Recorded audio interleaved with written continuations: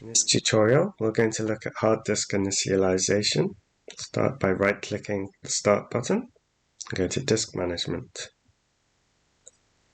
It's automatically detected a new disk with no current setup.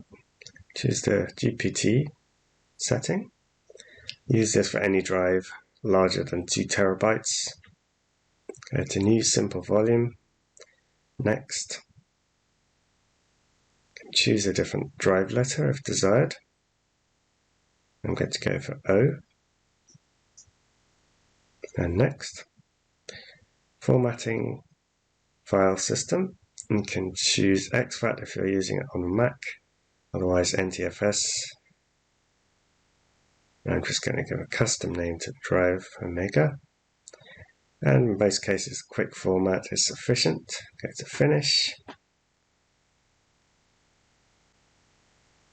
And I'll just get rid of this.